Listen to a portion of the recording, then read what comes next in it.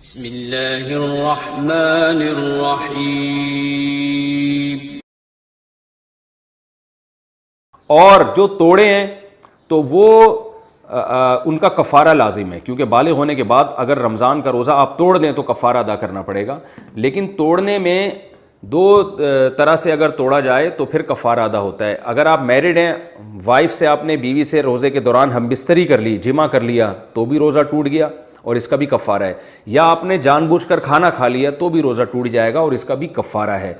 इसके अलावा किसी और तरीके से अगर रोज़ा तोड़ा है, मसला थोड़ा हया के ख़िलाफ़ है, बाज़ दफ़ा वो लोग अपनी हाथ से अपनी ख्वाहिश पूरी करते हैं नौजवान, तो इससे रोज़े के दौरान अगर किसी ने ये अमल किया है तो रोज़ा टूट तो जाता है मगर इससे कफ़ारा लाजिम नहीं होता। गुनाह है, बहुत बड़ा जुर्म है, लेकिन कफ़ारा लाजिम नहीं होता। कफ़ारा सिर्फ दो सूरतों में लाजिम होता है कि आप खाने से रोज़ा तोड़ दें या जिमा से रोज़ा तोड़ दें।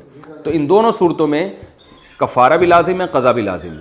अब अगर जिमा से रोज़ा तोड़ा है, यानी बीवी से हमबिस्तरी करके अगर रोज़ा तोड़ा है, तो एक रमज़ान में जितने रोज़े तोड़े हैं तो उन तमाम की तरफ से एक ही कफ़ारा अदा करना पड़ेगा।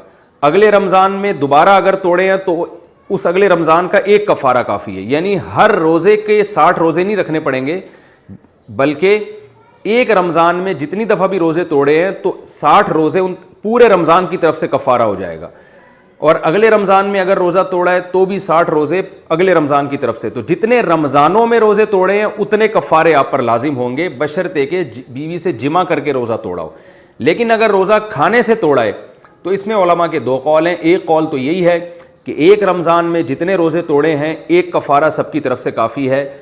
अलग अलग रमज़ान में अगर तोड़ेंगे तो अलग अलग कफ़ारे अदा करने पड़ेंगे। लेकिन एक दूसरा कौल भी है और उस पर फतवा भी दिया गया है कि खाने से अगर आपने रोज़ा तोड़ा है तो जितने भी रमज़ानों में जितने भी रोज़े तोड़े हैं आपने, अब जब